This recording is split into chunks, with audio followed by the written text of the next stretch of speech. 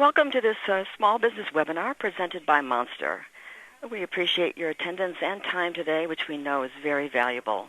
I'm Connie Blazek, Managing Editor of the Monster Resource Center, where you'll find timely articles, interviews, and videos to help with your small business hiring and management. Today, we're excited to present our presentation, 4 Steps to a Successful Employment Brand, and excited about our presenter, Roberta Matuson. Roberta is author of the international bestseller, Suddenly in Charge, Managing Up, Managing Down, Succeeding All Around. It was selected by the Washington Post as a top 5 business book for leaders. Her forthcoming book, Talent Magnetism, will be published in September. Roberta is president of Matuson Consulting, a firm that helps organizations achieve dramatic growth and market leadership through the maximization of talent. Before we begin, let's go through a few housekeeping details. All registered participants of today's webinar will receive an email with a direct link to our archived webinar presentation and recording. The archived webinar will also be available later this week on hiring.monster.com. Click on the Resource Center tab for more information. We look forward to your questions today, which we'll address at the end of our presentation. To submit your question, please use the Q&A module on your WebEx screen. If you're listening to today's webinar by phone and you'd like to ask a question, please be aware that you'll be placed on mute until the Q&A session begins. And now it's my pleasure to turn the webinar over to Roberta Matuson. Welcome, Roberta. Thank you, Connie. It's my pleasure to present to your community today. I want to first of all go over what we're going to be covering in this webinar so that we cover our bases. And we're going to begin by talking about why an employment brand is so important to your business, any size business, and especially those small businesses who are trying to compete for talent with larger organizations. We're going to talk also about how you can objectively evaluate your employment brand, and discussion will be included on how you can improve it without breaking the bank. And then we'll move into talking about the need for maintenance and how you can maintain your brand, your employment brand, as you go forward. Well, it's summertime, and I thought it might be fun to put a little bit of a spin on things and go with a baseball theme for today's webinar. I'm a movie buff, and one of my most memorable lines for me comes from the movie Field of Dreams.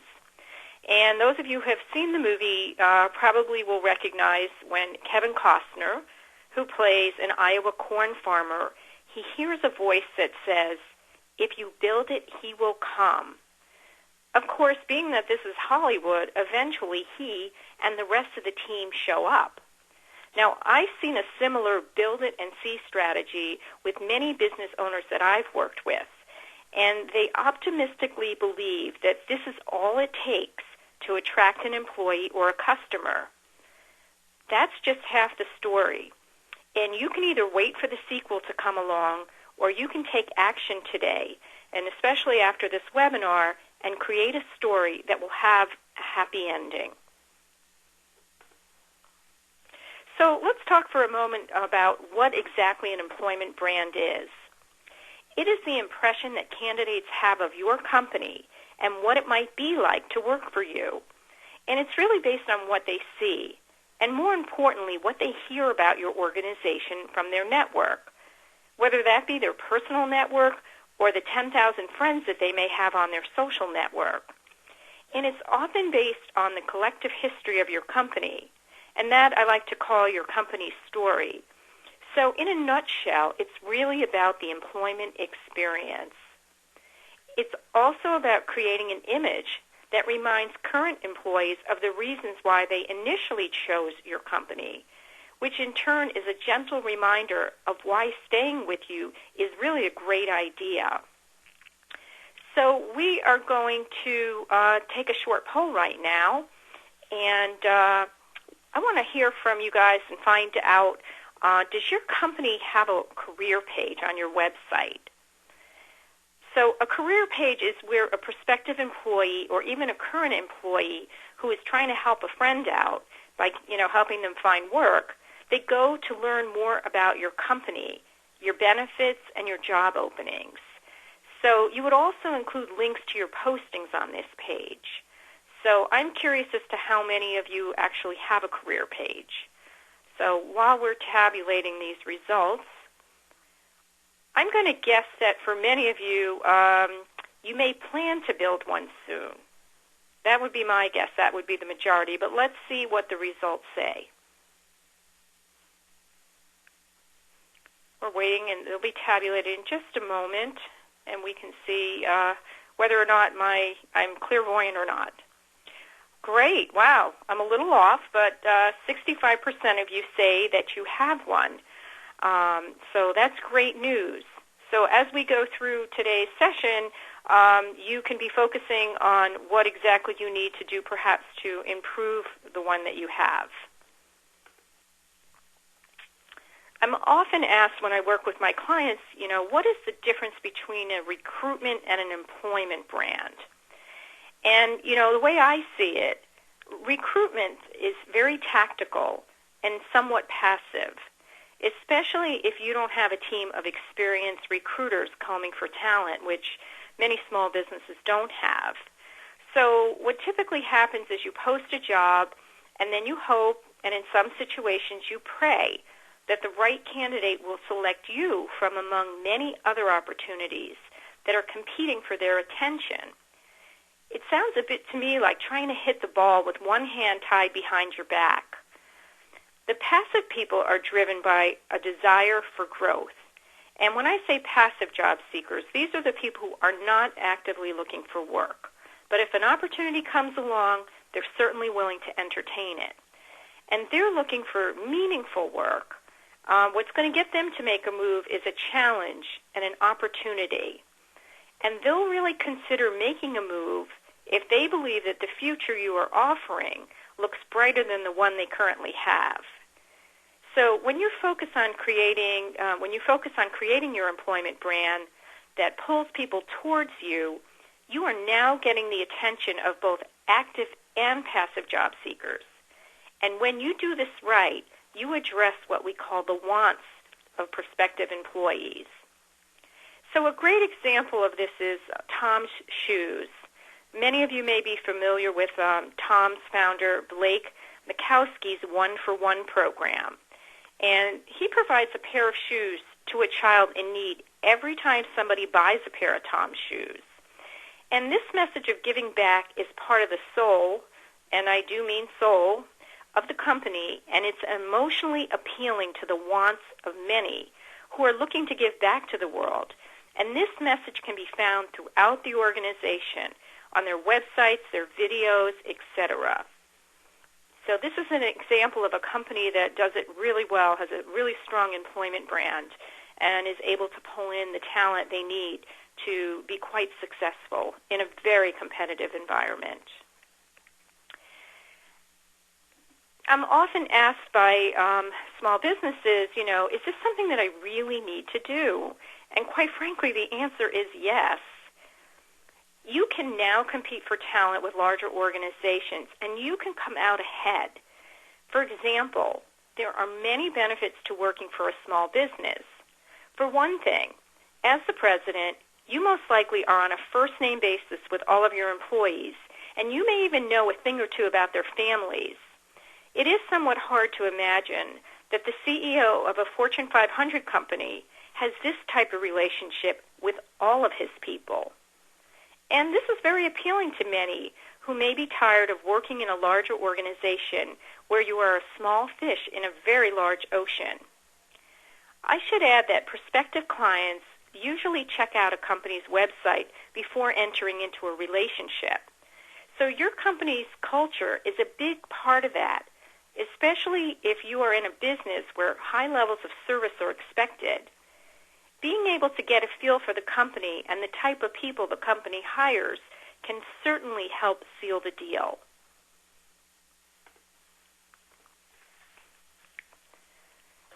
Employment brands, there are so many, and sometimes the only way I can really explain the importance of what this means is to share with you a personal experience that I had.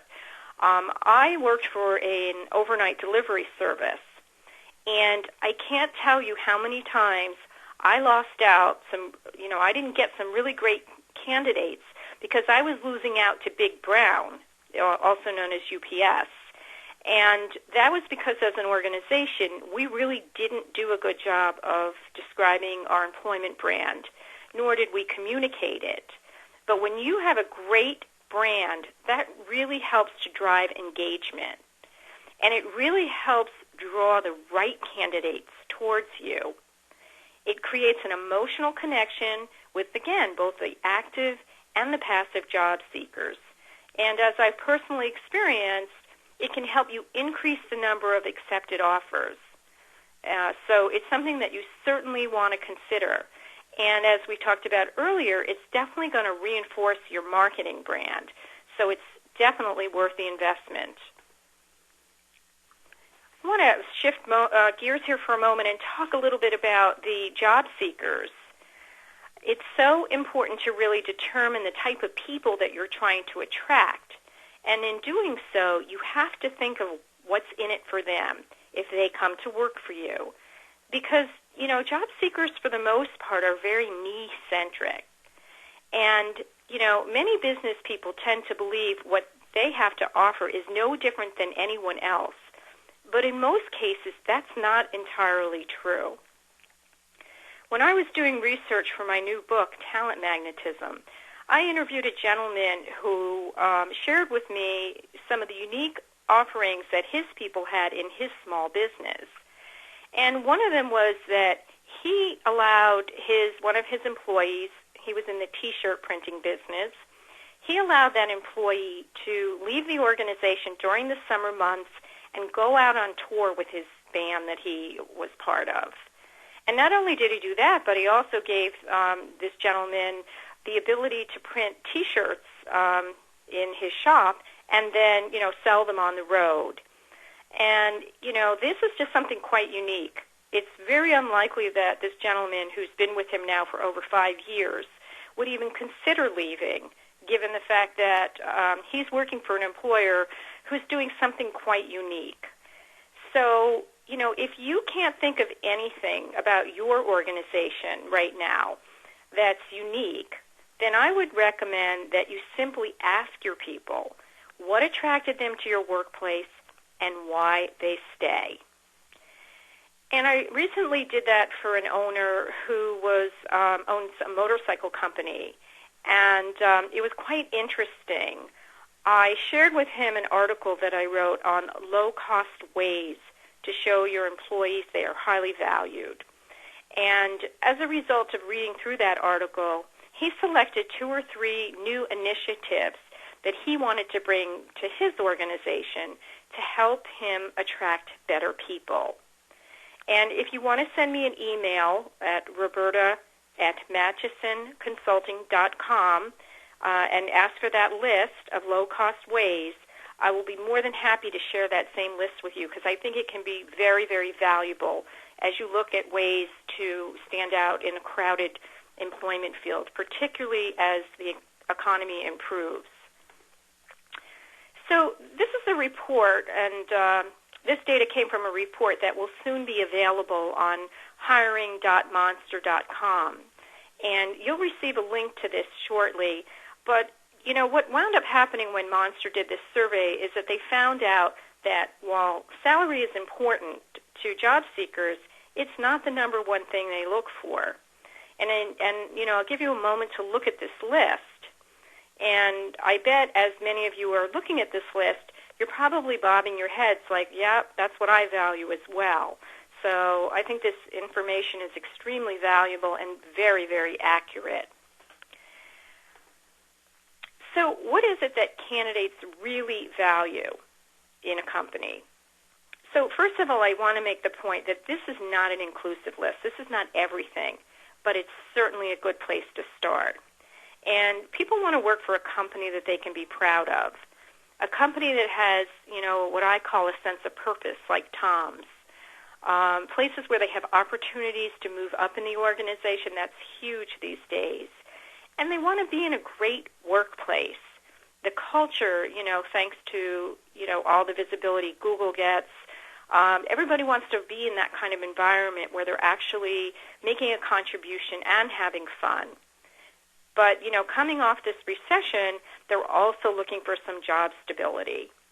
So if any of this is resonating for you, make a check mark next to any of these items, and I would encourage you to, look back at what you as an organization are offering and, really hone in on that message.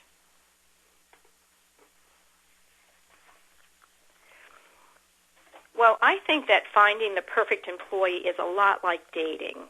And here's what I mean by this. First of all, beauty is in the eye of the candidate.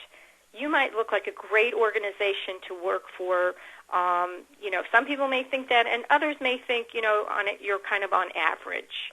But you got to think about and really define clearly who you're trying to attract so that you can make yourself attractive to that kind of employee.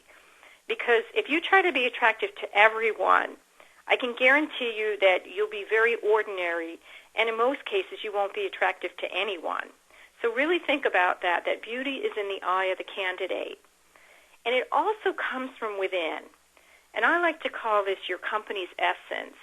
You may not have the prettiest benefits and the nicest offices, but, there must be something about your organization that resonates for people. They're there for a reason, and you need to figure out what that reason is.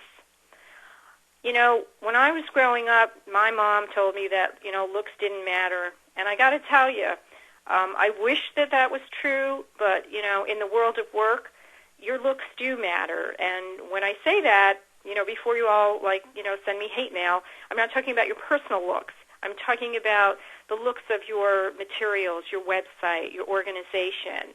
So people are looking at you, and they're making a very quick determination as to whether or not they want to interview with you even before you call them in, for an interview. And then, most importantly, the attraction must be mutual. It's great that, you see a candidate that you love and you want to bring into your organization, but if they don't feel that same connection, that relationship is never going to work. And lastly, I want you to think about the fact that you always need to be working on your relationships to keep both parties happy and engaged.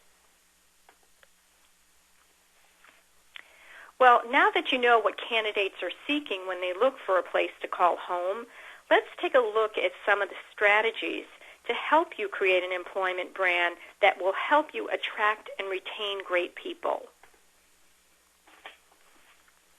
Now, if you're vowing to do this right, then you need to begin with an honest look at where you currently are in terms of your employment brand. 65% of you said that you had an employment brand. We're not going to do a poll question on this, but I'd be curious as to how many of you may have inherited those brands and, may think, wow, we have some really great opportunities to improve them. So, what I'd like you to do is think about the following. Does your website look dated?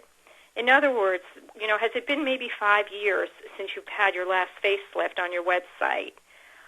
Does your company have a Facebook page? And if so, do you regularly post on it, or is this like, once a month thing when you think about it? Are people actually falling asleep when they're reading your job descriptions? You can do your best to really capture the essence of the job you are describing, because your job is to really get people excited. It's to get people to say, oh my gosh, I can actually see myself working in this organization, rather than, oh yeah, that's just another nice job. So, think about when you're writing your job descriptions, try to make them a little more engaging so that you don't look like everyone else.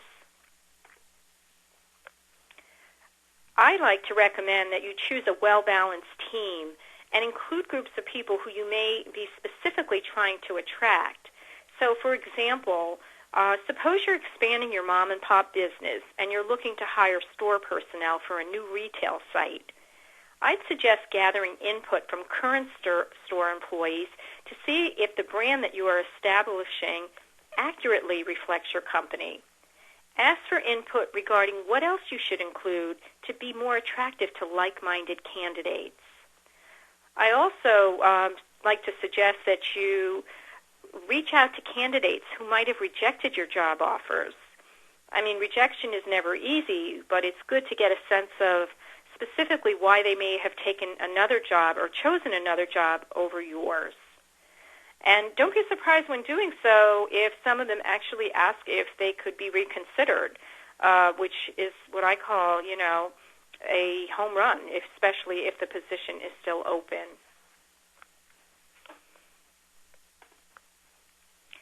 So I'd like to find out, I'd like to share with you what I consider some questions that I think are worth printing out.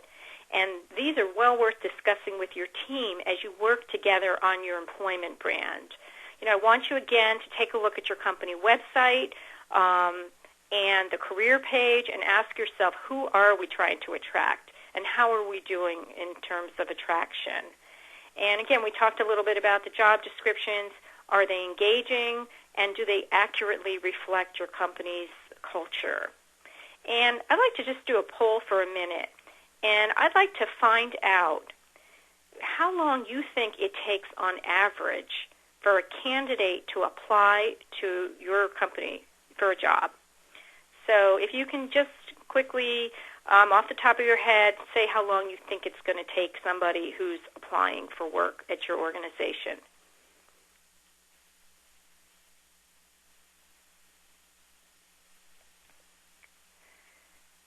Now, again, I guess I wasn't quite accurate on the last poll, but I'm still thinking that many of you are thinking that it's probably less than 5 minutes. But I'm going to guarantee you that it's probably more than 10. So let's see if my predictions are true here.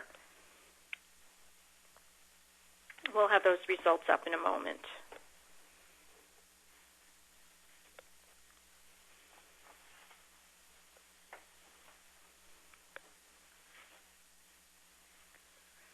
Let's see. Well, it's a good thing I'm not in the prediction business because my numbers are way off. But it's good. I'm glad to see this because it shows me that you are much more realistic about this than most of my clients. It's really important to make it easy for people to apply for work with you. Otherwise, they're going to get frustrated in the process, and they will find another employer rather than going through this very, very long process. So really keep that in mind because it needs to be easy for people to apply for work with you. So I want to just go back over some more employment collateral. Some companies do an excellent job of attracting job seekers through Facebook. Again, not being afraid to show people who you really are and show them how fun it is to work in your workplace and some of the serious work that you do. And, looking at your recruitment collateral, especially those of you who may do a lot of outreach, whether it's on college campuses or in your community. I've seen too many situations where organizations are looking to just use up the collateral from last year because it's already printed in an effort to save money. And in the end, it actually costs them money. And also, are you making use of video? And if so, does it really represent your brand well, or is this something that maybe you should be putting on hold until you have the resources to do it right? So, if it's time for an employment brand makeover, I would suggest that you really prioritize your top issues and look at what will make your organization most successful. Will investing in a professional videographer help you attract more prestigious customers? Well, if so, it certainly may be worth spending a bit more in this area. Perhaps, not subsidizing health insurance for family coverage wasn't a big deal when you first started out because most of your employees were single, and maybe that's no longer the case. So you may need to revisit these kinds of things, particularly if you're trying to portray your business as a place that's family-friendly. Now, it's certainly understandable if you can't do all of this. So I really want to suggest that you consider what will give you the most bang for your buck and pick one or two areas and move them forward rapidly. Don't try to do it all, just pick one or two areas. Well, now that you've gathered some valuable input about your company's brand, let's move on to step 2, and that's what I call defining your message. The clearer you are regarding the kind of message you want to be sending to prospective and current employees, the more likely you'll be able to attract the right candidates towards you. And in my new book, Talent Magnetism, I refer to this as creating a magnetic message that pulls talent towards you. Really, really important.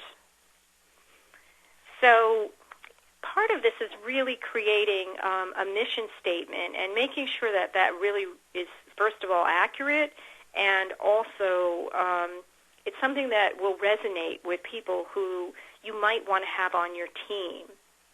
And then in doing so, I want you to also think about the values that are driving your organization, and what are they? What are the values? Why are people working for you? And again, if you don't know, again, ask your people what brought you here. Because if I'm the candidate you're looking for, and if I don't see an opportunity to step into this frame that you've just painted or created, and I don't see myself as part of that picture, I'm going to quickly dismiss what I see because your brand doesn't resonate with me. And that may be okay if you're not trying to attract someone like me, but it's certainly not if I'm in your group that you're trying to bring in. And that's why I recommend when you're putting together your groups to make sure that you have people who represent the kinds of employees you want to hire as part of that process. Here are 5 questions to help guide you as you go through this process. And I'm going to suggest that you print this page out and post this on your bulletin board. Don't commit it to memory, because if you're like me, you probably won't be able to do that very well. But in any case, go ahead and print this out. I think they're really great questions to think about. And then you have to really weave this into the entire fabric of your organization, because it's not just about what you say. This is about living your brand every single day. So, for example, if you say that your workplace is built on trust and mutual respect, then you have to be very intentional in your own behavior. You can't simply lose your temper when going through a tough stretch in your business. You have to live your brand. So keep that in mind as you're managing your businesses. So maybe your employment brand is great, or maybe it still could use some refining. But the good news is that these improvements don't have to break the bank, and you don't have to do it all yourself. So let's go on to step 3 and look at how to transform your brand on what I call a budget.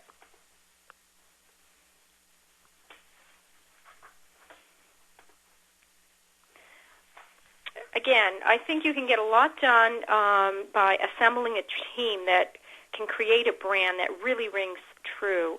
And what I recommend, and I do this in the new book as well, is I tell people to give your team guidelines. Give them a budget, give them the authority to make decisions, but most importantly, give them a deadline.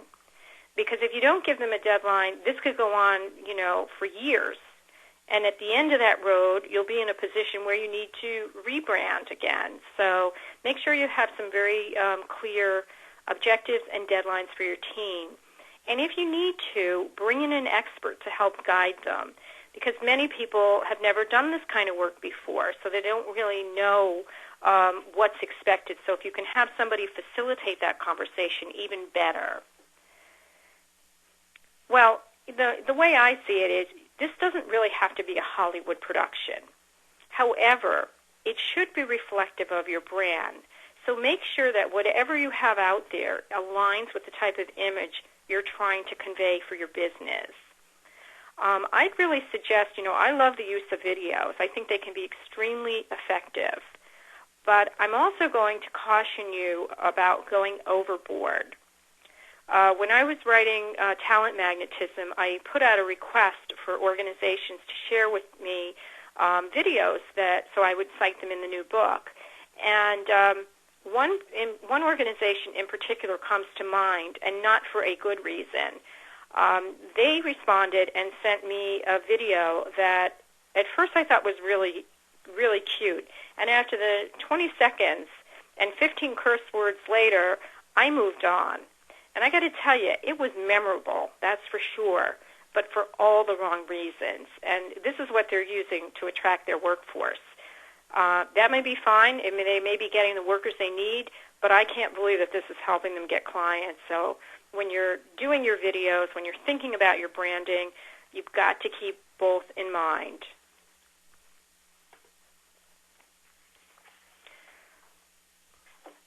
When I put this slide together, I was asked, well, what do you mean have mom cook lunch for your employees once a month?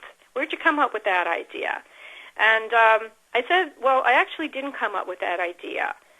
One of the magnetic companies that I interviewed for the book, they shared the story. This owner shared the story of his mother coming into the office once a month to cook lunch for all the employees.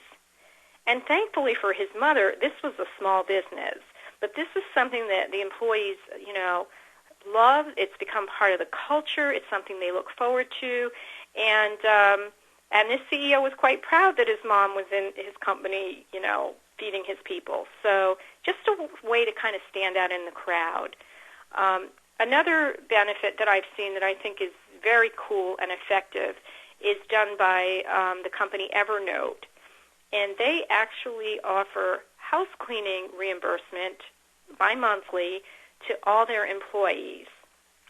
Now, at first glance, you say, wow, isn't that great? They're really nice. But when I saw the interview done by the CEO about this particular benefit, he said they did this very purposely because they found that by doing so, oftentimes when people are looking at changing jobs, they're also, talking with their spouses and their partners. And he said, that this really got the attention of the partners who were telling their, spouses or partners that no way in heck should you ever leave this company because I'm not giving up my cleaning lady or my cleaning company. So think about that. Those are the kinds of things that really help to supercharge your employment brand.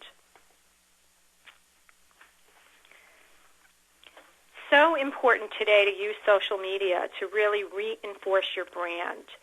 And, some of you may say, I'm running a business, or I don't know how to use it. I don't have time to use it. And so I would really suggest that you ask those in the know in your workplace. Maybe it's your younger employees. Maybe it's your older employees. Maybe it's your 14-year-old kid. But, ask someone to take this over or have them show you how to put your brand out there in a very visible way, because social media is really here to stay. Make sure that you highlight these benefits in your candidate offer letters, because again, that person's going to be sitting down and they may have, 2 offers in their hand, and you want to make sure they pick you. And we talked about having it on your career page, and again, incorporating these benefits into your job descriptions as a gentle reminder.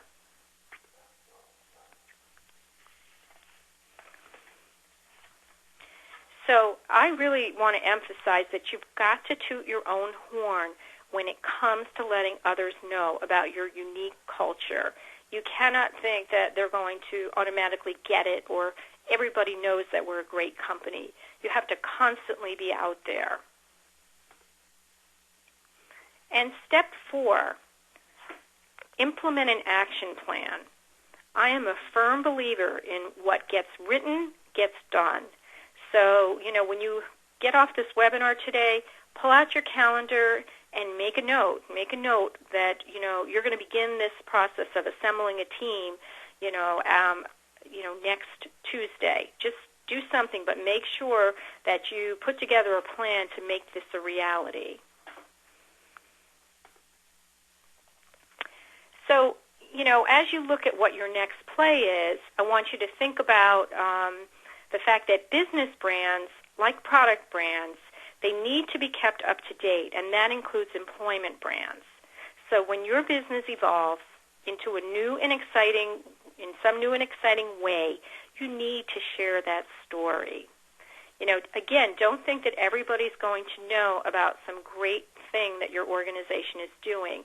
You have to be out there all the time refreshing your brand.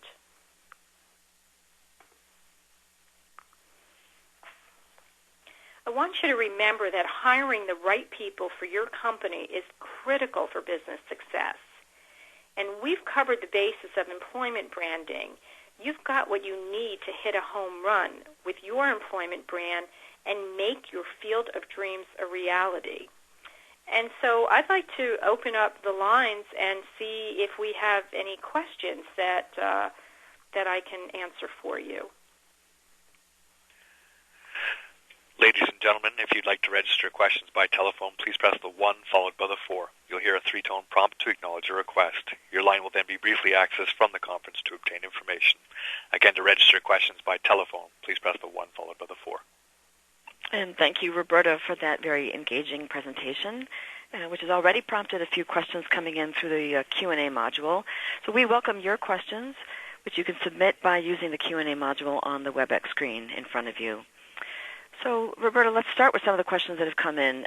One is asking about low-budget alternatives to hiring a photographer or videographer, as you mentioned a couple times. What do you recommend if there just isn't the budget for that kind of expenditure? Well, that's a great question, Connie. There are a lot of great places where you can purchase royalty-free pictures, and though my preference is not to use stock photos, of course, if budget dictates that might be an option worth considering. So if you do a search and you look for, Photolio.com or Getty Images, you can purchase stock photo that you can use, you have the right to use on your website. So I would start there. And I think if you've got a nice camera, the cost of cameras have come down substantially. I think you can capture some great photos, of course, with your employees' permission, and be sure to get a release so that you can put it up. And I'm actually doing a lot of this myself. I'm using my iPhone for videos and capturing videos and then putting them up on my YouTube page. So I think that's a way you can do that. Mm-hmm. Great. We have a question from David Miller of Miller Carpet Cleaning. He's asking if we can show an example of a career page. Unfortunately, David, I don't think we have that ability to do so now. We can certainly send you some examples, but maybe, Roberta, it might be helpful to talk about what exactly is a career page, what should be on it, sort of the parameter of it. A career page, David, and everyone else listening in, it's the place where people land to find out more about your company, those who are interested in working for you. And in my experience, what typically happens is that career pages are what I call an afterthought. They're stuck on the back end. They're in a place where people can't find them. You could search for, hours, days, months. And they should be extremely visible, especially if you're in active hiring mode. And again, I think that action speaks louder than words. So if you have a career page where you highlight your 5 top benefits that make you unique, you include some videos of your employees participating in activities that again make your company are reflective of your culture, and getting people engaged. The whole idea being that you get the ideal candidate to say, hey, I could see myself working here. So again, if you're not trying to attract 20-somethings, then make sure that your career page doesn't look like a Gap ad, because your stay-at-home moms or dads, who are in their 30s or 40s, they're not going to look at that and say, oh, I could see myself working here. They're going to say, these people don't look like me. I probably wouldn't fit in here. I need to find another place. Yeah, that's a really good point. I know from my experience, a lot of times the career link is very subtle within the front page on the home page of even large company websites, which is often surprising that you kind of have to really dig for it. It's in the footer. I think that's a good point you made about making it prominent, especially from the home page, and especially when if you're looking to hire, and the point that brand that you're talking to prospective employees about is also the one that your customers might be looking at, so they should really align with each other. Yes, and that's a good point, Connie, and you also have to be very, very certain that it's an honest picture, because, I know a lot of companies that are really great at hiring people and attracting them, and that's because that's all they do. And they can get people in the door, but once the people realize that what they've been shown isn't what is reality, they are out quicker than they came in, which is extremely costly. Can you talk about those costs just a little bit, just so that it's kind of understood? Well, first and foremost is the cost of a lost customer, because you have no one to service that account, or they're looking at your organization and they're viewing it as being very unstable. And so a competitor comes along and demonstrates that, they've got a very loyal and customer-centric workplace. So your great customer of 5 years is no longer your own customer. As you know, there are many costs associated with recruiting, including a business owner's time for interviewing and checking references, and in some cases, if you're required by law, drug testing and background checks, and all of this can really, really add up. So it can be very costly. And then most importantly, Connie, is your reputation. Your company's reputation is on the line every single day. Mm-hmm. Great point. We have both a comment and a question. Person writes, my problem isn't getting people, it's keeping them. How can I adapt this approach to keep my best employees from leaving? Well, that's an interesting question, which I'm afraid we can't answer today, because if you can't keep people, then that says to me that there are other factors that are going on inside your organization. And areas that I would tend to focus on is the leadership, because we do know that people tend to leave their bosses, and if you're the boss, then I would suggest you step back and reflect and say, am I contributing to this? And if so, consider, finding an executive coach. I've done work with a lot of owners to help them improve their own leadership because of this very same issue. I would want to make sure that I'm paying a competitive wage, because salaries do matter. People need to live, and it's getting more and more expensive, as we all know. So I wouldn't do any branding until I went back and cleaned up my situation, so that when I went back out there, I'd be able to open up the doors of my home and invite people in, and not be worried that they're going to quickly find out that I'm not at all what I advertised to be. That's a great metaphor. Again, we welcome your questions. You can submit them by using the Q&A module on your WebEx screen. Let's check in with our operator to see if we have any calls, phone calls on the line. There are no questions from the phone lines at this time. Okay. Let's go to another question that's come in via the Q&A module, Roberta. I think it's something that a lot of small business owners can identify with. This person says, I never have time, and neither does my team, for an off-site 2-day workshop to come up with all of this stuff. How can we get this done without interrupting our workflow? Well, there's always that exchange of time and money, right? I don't have time to clean my house, Connie, so I pay somebody to clean my house. So, it's sort of like, this is a really important thing to do in your business. It's part of bringing in new customers and also attracting employees. So you have a few options. One is you can hire an outside expert to come in again and do this for you. You could have that person come in and just facilitate the team and let the team do the work. That would be a little less expensive. Or you could try, if you're really good at this, this should not take, 3 meetings to do, 3 full-day meetings. you should be able to get this done in, I would say, less than a day of an off-site, really refining what the messaging is, what the values are of the organization, and then, creating a plan to implement and get this going. It does not have to be, a 3-day retreat.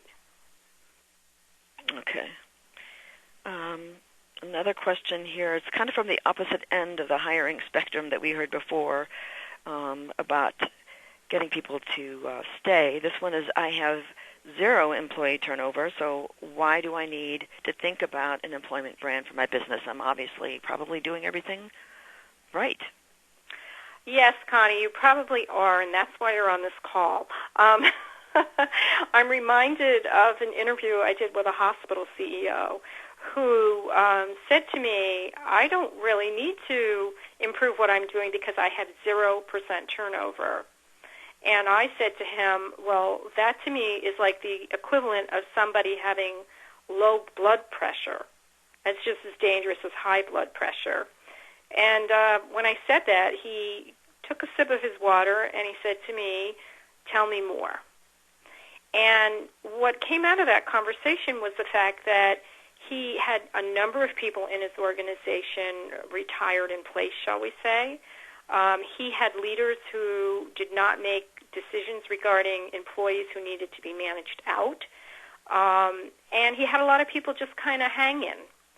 So, having 0% turnover in some situations can be just as deadly as having a high turnover. So just, take a look at that. Don't discard that information. Okay, great. We have a question from Deborah. She comments, I know it's different for everyone, but does branding cost thousands of dollars? Are there cheaper ways to create branding? Cheaper than thousands of dollars? I think it all depends on the organization and what they're trying to achieve. I mean, I've seen organizations spend, large organizations, hundreds of thousands of dollars and have very sophisticated branding. And I've seen smaller organizations, make it work on a shoestring budget until such time as they could, get the resources together to up their game. So, I think it depends on, are you going to go to a big company and have them do this for you? Are you going to hire, a consultant? That question really depends on the objectives that you're truly trying to accomplish. But, for example, if you can stop one great employee from leaving, because you're reminding them yet again of why you're a terrific workplace, then that would offset any costs that you might have to make right now. That's true. And also using your employees as brand advocates, as a lot Absolutely. of people have called them, right?